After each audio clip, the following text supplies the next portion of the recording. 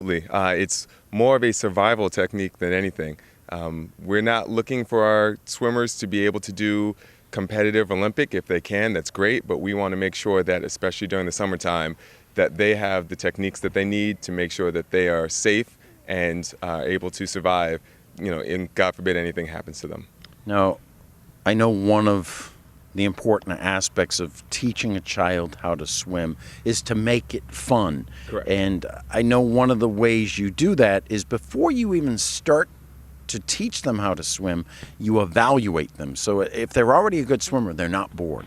Correct. What we want to do is we want to make sure that when a swimmer comes in, that they're getting the most and the parents are getting the most that they can out of their swim lessons. So we suggest that they come in preferably a week or 2 weeks before our session starts so that we can make sure that the kids are in the right level. So we'll have them hop in, swim with us a little bit just to see what their abilities are, and then based off of that, we'll place them in the correct class.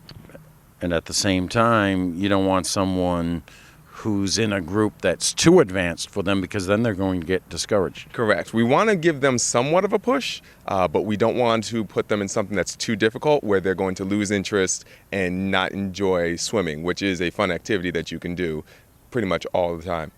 Now, learning how to swim is certainly important, but also teaching them water safety tips. For example, what we have them do is making sure that if they get tired, they know to roll over onto their back and float for a while just for that resting period, just to make sure that they're not overexerting themselves and causing any issues with their health. And you mentioned something to me earlier, and God forbid this ever happens, but something, and I've never heard of it, secondary drowning. Yes. Secondary drowning, what happens is when you have a child or an adult even, that has a drowning experience or a near drowning experience, you want to make sure that they're checked out by a physician, preferably at the hospital, because it's an epidemic that's starting to pick up even more now, where if you have that experience, the water that you take in can always come back later and cause you issues. So you might be doing something where you have a situation, you think that you're fine, then you go home, go to sleep, and God forbid that water that you ingested earlier comes back and causes that drowning that you would not have known about. And it is something that's starting to happen a little bit more than we'd like in our society. When in doubt, check it out. Correct. I should probably copyright that. Swim lessons are important. I remember when I was a youngster, I hated it. It was at 8 o'clock in the morning. Mm-hmm. The water was cold.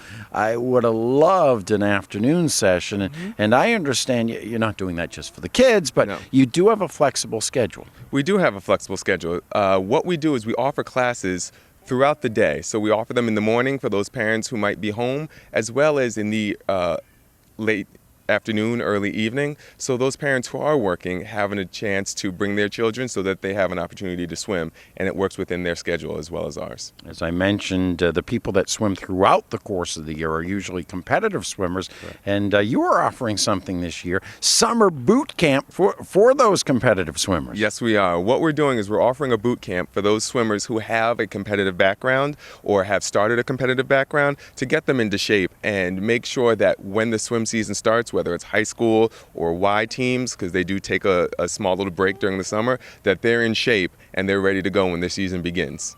Natalie Lloyd is a member here at the North Attleboro branch, and she is holding Katie, and we did not see, or I'm not sure if you saw Ellie, but we're going to finish with Ellie, I promise, Ellie. Natalie, you speak from experience, the swim program here at the Hockomock area YMCA. As a member, as a mom, what are your thoughts on the program? The girls both really love it. They look forward to it for fun time, which is important to me because we want them to learn the survival techniques that Edwin was talking about. But it's important that it's fun for them because they don't really understand that they're learning a life skill. So the most important thing for me is that they're learning a life skill while they're having fun. And they really do look forward to coming and learning how to swim? They do look forward to it, especially they actually have swimming lessons on different days. So when it's Ellie's turn to swim, this one's actually a little upset that she's not getting in the pool. It's not her day, and we have to explain, don't worry, you're getting a turn in 2 days, because they both love it so much. Now, Katie, are you a good swimmer? Say yes. She is a said, good swimmer. she She's said, very- yes, I want to sign up for Edwin's summer boot camp. So your recommendation to a mom or dad watching, by all means, sign them up. By all means, sign them up. And I think the earlier you do it, the better, because neither of them have a fear at all of the water. They don't mind getting their face wet. They don't mind jumping in. It's just always been a part of their life. And as I promised, we will finish with Katie. Katie is I'm sorry, Ellie. Katie's over here. Ellie is standing with Edwin. Ellie, do you like the swim lessons at the Hockomock YMCA? Yeah, What do you like best? swim from a bubble. Swimming without a bubble? Wow. So very important.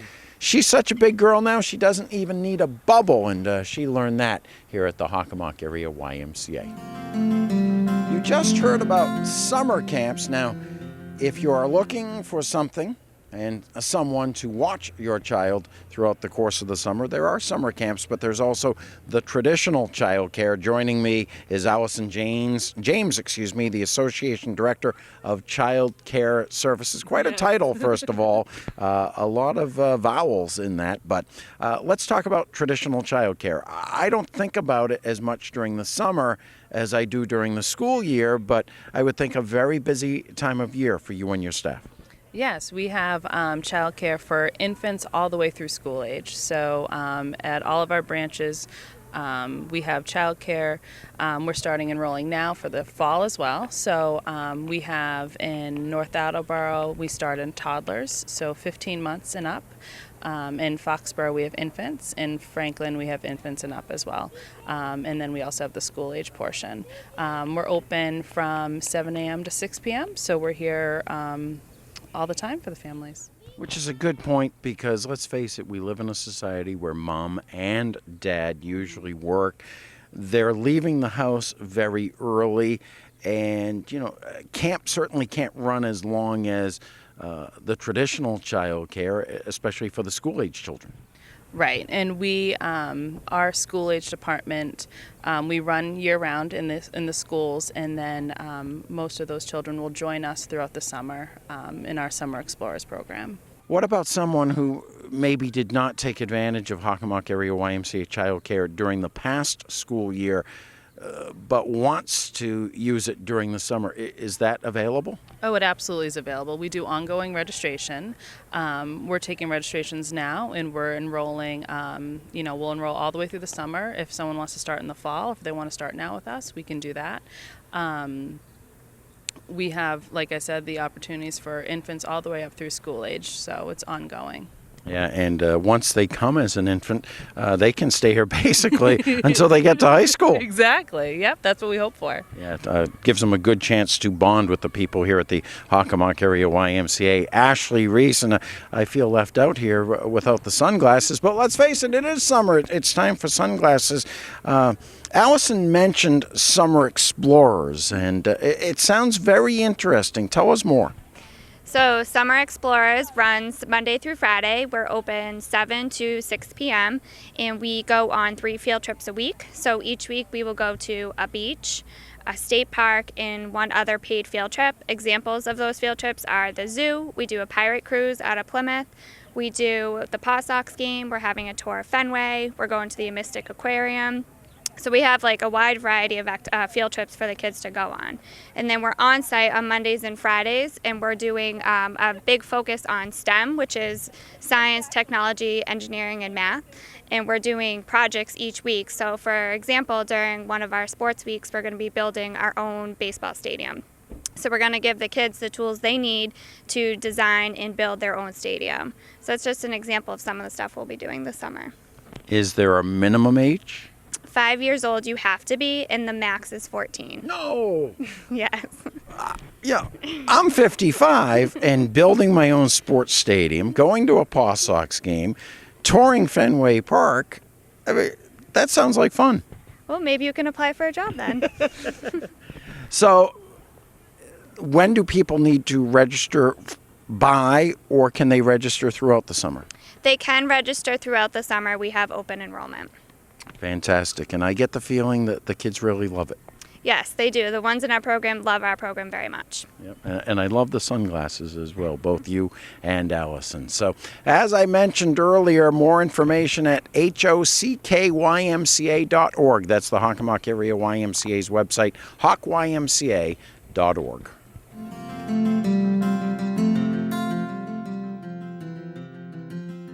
We've moved over to the town of Mansfield and the Mansfield Community Garden, a collaboration between the town of Mansfield and the Hockomock Area YMCA. Joining me, an employee of the Y, the garden coordinator here, Kelly O'Neill.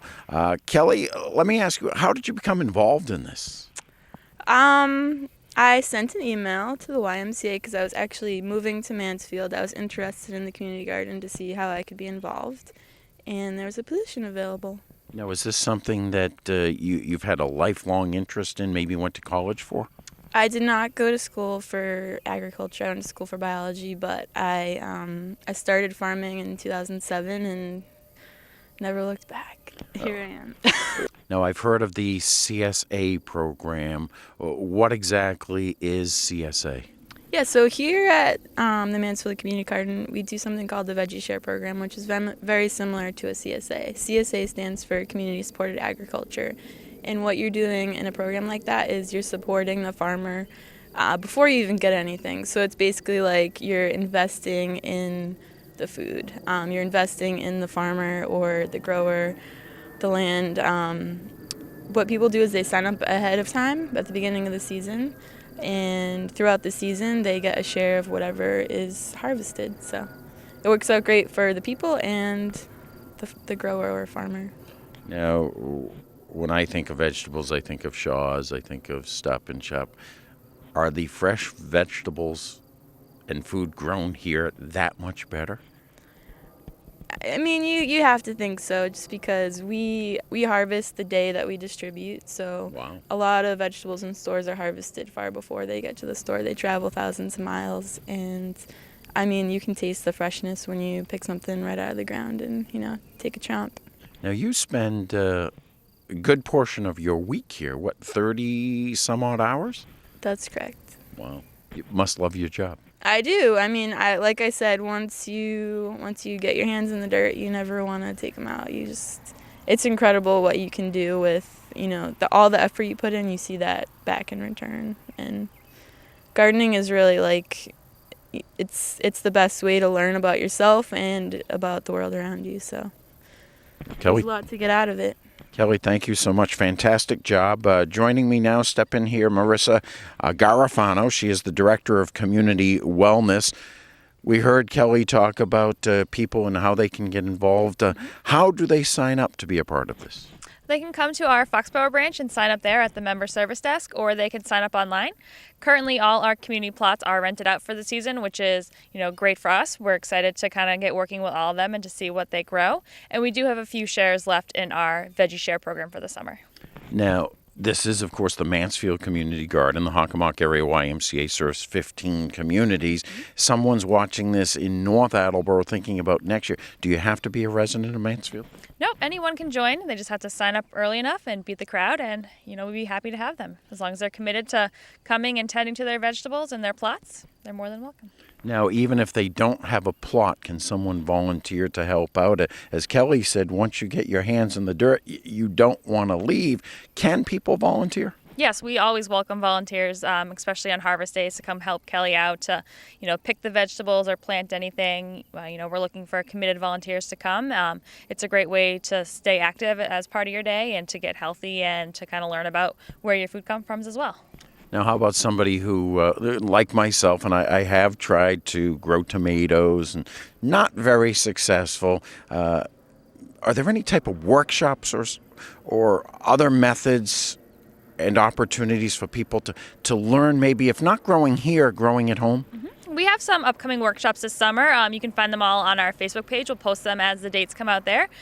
We have some fun things like yoga in the garden and, learning how to compost or kind of like pickle your vegetables once they're done. So there's opportunities coming for everyone to learn, even if you're not a member here as well. So you certainly want to take advantage of that. Check out the Hockomock YMCA's website, HOCKYMCA.org. There's also a Facebook page, right? Yes, we have a Hockomock Area YMCA Facebook page, and the Mansfield Community Garden has one as well. So like them both. Fantastic. So check it out both on the website and on the Facebook page. That will wrap up this edition of the Hockomock Y Way. We started with the triathlon. We finish at the community garden. As I mentioned, the Hockomock Area YMCA serving 15 communities. If you're not a member, join now. Thanks for watching.